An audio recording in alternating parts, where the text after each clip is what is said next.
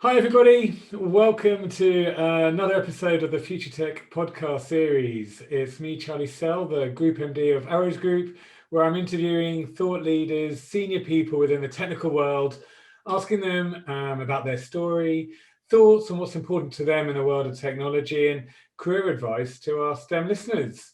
So really pleased to have Remko with me today. I've known Remko now for probably, I think, over 8 years, if I think about it, from when I used to live in Holland. And Remko is the Chief People Officer at Albelli. Albelli, if I pronounced it right, I'll let Remko Albelli. correct me. Albelli, there we go. An international e-commerce photo company based in Amsterdam. And what's really interesting about them is the people they have working for them come from all over the world and a real international spread, as well as some really interesting stuff that Remco's passionate about when it comes to their intern programs and graduates coming through their business. So I'm really confident there's going to be a lot of really relevant stuff that we'll get out of the conversation. So formal welcome, Remco. Thank you, Charlie. Lovely to be your guest today and look forward to the conversation. Yeah, great. So let's jump straight into it and tell us a bit about your story. Yeah, so maybe as a quick introduction of myself, my name is Remko. I'm the Chief People Officer at Albelli. What we do at Albelli is we sell people's memories through photo books, cards, calendars, online, and we do that in 7 markets. And with our Resnap brand, we actually operate all around the globe. Our overall mission is really to brighten up the world by bringing people's moments to life. And when we transfer that to what does that mean from a people and a career development, our key objective is to ensure that people develop their best career moments with Albelli. Bit about my background. I actually started my career as an internet entrepreneur more than or close to 25 years ago, in the times you still had to dial into the web, with those modems making those sounds. Developing a cultural fit assessment, which I still think is very important, talking about where you want to work, what's going to work well from a candidate point of view, but also from a company point of view. Is there a cultural fit or a cultural add? Later, I moved into various HR roles at companies like Adidas, GMAX, Swarovski. And close to 10 years ago, I started to move into technology at Travix, which is an online travel agency. And since 2 years, I'm at Albelli. I am a big passionate about people and career in the tech environment and the tech industry and the tech, let's say sector. So look forward to talk about that, Charlie. Yeah, thank you. And yeah, as you said, and I didn't actually know that you started out as an internet entrepreneur in the early days. So that's great. So it really has been a passion of yours throughout the career. Yeah, that was indeed in the days where, first I started selling and buying, or basically promoting, selling websites, but eventually found that niche, which I still think is very important and relevant for finding a new job or making sure that you're in the right environment. Is there a cultural fit? And if you talk about also the impact of culture on companies, I do believe, when having the right culture and the most healthy culture, that's much more vivid and sustainable than anything else related to business plans or whatsoever. So culture is, at the heart of what I do. Yeah, and I couldn't agree with you more there. I think culture is I call it the employee value proposition. If you can get that right, and culture plays such a big part to that, Yeah. you're 90% there, aren't you? So thinking about then, and going on, staying on the theme about culture and people development and what you've looked at, especially within, you've now worked with Travix and Albelli, where they're high tech, high growth businesses. What do you think is the most important thing around the culture and how people fit into that? Yeah, in my view, culture I mean, it starts everywhere. The minute you walk into either a virtual or a physical environment, you start to smell and experience culture. And when a company is able to develop a culture that promotes people to develop, promotes people to grow, and also has a focus not only on making sure that the business is developing significantly well from a performance point of view, but also on its growth from the impact it has to people, but also the impact it has on society. I believe that's the key kind of, let's say, driver for success. And you also see that companies who do that well are successful. There's multiple examples of that, but in essence, companies who get that right are certainly, overperforming to other companies. Yeah, and so is there any companies that stand out in your mind that are the flagship businesses that are leading the way in that? Well, I think one example, which is in a completely different industry, and that I think also talks a bit easier, is, for example, Patagonia. They are a company that do this very well. They have it at the heart of their company, and that's certainly a company that also, for example, inspires us. But there are also many examples in the tech environment. But I think talking about a different industry, Patagonia is an example of that. Yeah, and that's great. And so for our STEM listeners, and this sort of hopefully really resonate with a lot of our graduates who are studying in Amsterdam or in Eindhoven, where they're thinking about their next move. And there is a lot of choice. Well, not a lot of choice, but there's a lot of business. I mean, Holland and Amsterdam especially has so much investment into technology. What thoughts do you have when you're looking at your intern program, for example? What stands out to you is how you get the right people on board? Yeah, I'd say first of all, when we look at our intern program and also how we look at interns, we actually decided to double down on our intern programs during the COVID or Corona crisis.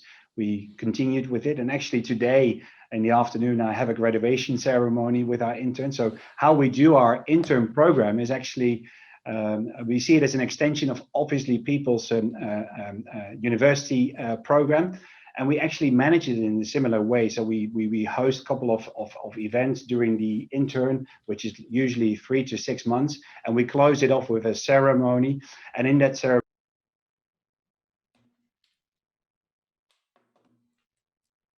board is that we can truly offer them a true working environment. So particularly when we look at our tech interns, they actually join all of our teams as a full member of the team, and they work in the teams for either 3 or 6 months, depending on the duration of their internship, and they're part of the team working in that.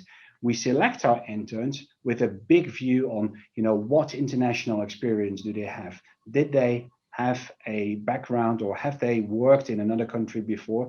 Because we believe people who have had an international experience are much more stronger and capable to also develop and grow in a very international environment. And I think when you talk about the tech environment and the tech world, that's why I think also, moving into tech universities or the STEM environment is so interesting, is that you have an opportunity to work with so many cultures. Here in our company, more than 40 nationalities from all over the globe. And that allows and fosters a climate where you start to learn to work with different cultures. And that's, I think, a key plateau or key stepping stone into the next steps of your career. Yeah, and well, that's a great explanation, and thank you for that, because that being able to bring that international group together is also, I can imagine, has its opportunities but its challenges as well. And have you seen what stood out to you? And maybe we look at the international side of things. When you're bringing 14 different nationalities together and under, and again relating that to culture, what's the positives? But if there's any challenges as well. Well, there's obviously challenges. What I personally like a lot is the high diversity of it. You see different personalities, you see different cultural traits coming to the table or coming to the room, to the way people work, and you can be surprised. And actually, what we do here in Albelli, we talk about it, we make it something that people need to get an eye into. We train people on the cultural differences. I think a nice book, actually, you probably are familiar with that, is Erin Meyer's The Culture Map.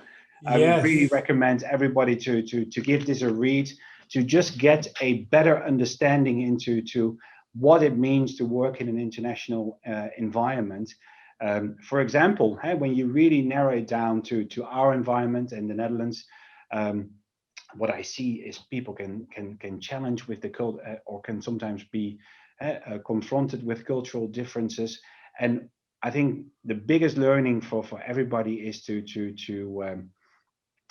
take an opportunity to reflect upon that and not immediately act, but really look at it from a broader perspective. Yeah. And again, I think that's such a good way of looking at it, that it's an opportunity to develop people rather than see it as a challenge in its own right. Because I mean, again, and although we didn't talk about it in preparing for our podcast, diversity and inclusion is just so prominent across the world, isn't it? It's not just something that's isolated to the UK or any other country. I think Holland tends to be a leader in diversity just because of the pure nature that it's been an international country for many years. Is there any thoughts or any advice you could make? And maybe let's think a little bit about companies here. With what you're doing, that other companies or anyone who joins another company can suggest to improve their diversity and inclusion? Well, I think to step up diversity in a company, it really starts with what are your hiring practices. And when you look at hiring, it's all about taking out the bias in hiring. Hiring is done for a big part by people, and people tend to have, whether we like it or not, bias. That's the reality. So as much as you can take out bias in your hiring practices will really step up the diversity.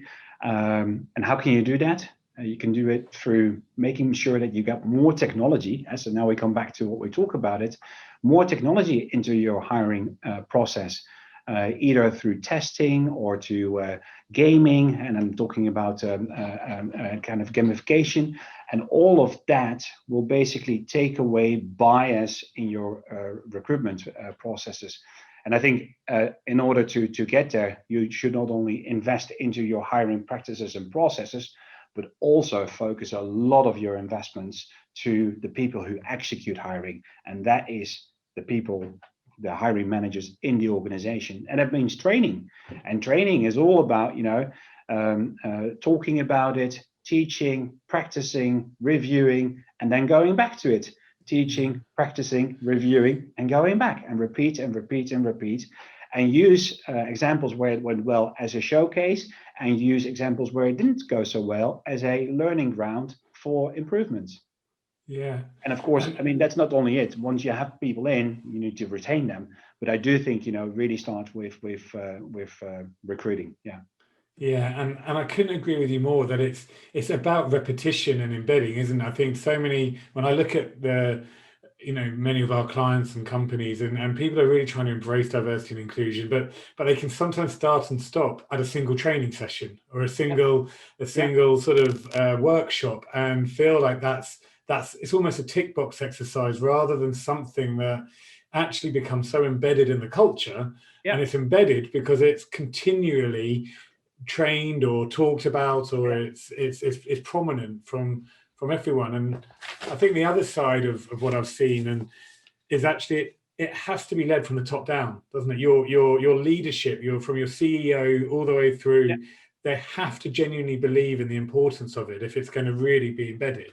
Yeah, I agree. Yeah, fantastic. So let's think about some career advice then, like you said, with your intern program and just from your experience with our listeners and people who are about to enter the job market. What 2 or 3 pieces of advice have you got for them? Yeah, I have a few thoughts on it. I think first of all, go global, and I really think do go and try to go as much as possible into outside of your comfort zone, into either doing an internship in another country or doing a Erasmus University exchange, although for some of the British universities, this is becoming more challenging. But that semester abroad, that internship in another country is really, really spiking up your career. And employers select upon that. I do. I find it important when I see that candidates have gone through that experience. It tells me something about their ability to jump into a challenge and to adjust and survive into a challenge. And that's something that I really think is one. The next thing I would say is developing your soft skills. A career in technology is no longer only about coding. Coding is important, it is relevant, but develop also your soft skills. For example, we have a kind of a terminology here, and you probably have heard this before in other environments. We don't want brilliant jerks. And we find it important that people are good and have a very solid technical foundation and that they can work in a tech stack. However, one would also need to really collaborate with other people in the organization, with the marketing department. For example, in our case, we are a completely vertically integrated company. When customers buy their memories online, when they create their memories online, we then, once the order is, let's say, technically received, it goes to our manufacturing location. And what that means is that from a technology point of view, you're at the intersection of machine, people, processes, and that means to be able to guide, direct, and navigate through that, you need to also develop your soft skills. And that's something that I, especially if you really want to excel your career, focus on it. It is maybe a little bit sometimes out of someone's comfort zone, but from a long-term gravity perspective, it will have impact. So 2 things: 1, go international; 2, develop your soft skills. Yeah, and again, what brilliant advice, and I think so relevant.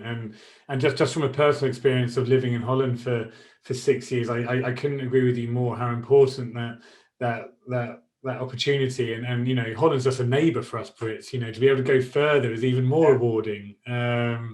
So and the soft skills, it's something that I hope, and I've from what I've heard from a lot of our STEM listeners, is I think that message is actually filtered through to the universities now, and it's something that's being trained at graduate level, and again, things I used to love and is like things like Toastmasters, getting used to being able to speak in front of groups and not be the idiot or the arrogant person in the corner who thinks they know it all, but how do you show humility and bring people How do together? you create your followers? How do you create enthusiasm for your fantastic, brilliant ideas? And that if you have a fantastic idea, there's also a component of making sure it lands in the market. And the market not necessarily has to be the commercial market; it can also be your internal market. And that's, I think, why it's so relevant to pay attention to that and invest in it. Yeah. Yeah, fantastic. Well, Remko, thank you so much. That's it's clear to see your passion for this and the culture, which I've always known about. But it's to see it live and to see what you're doing with Albelli.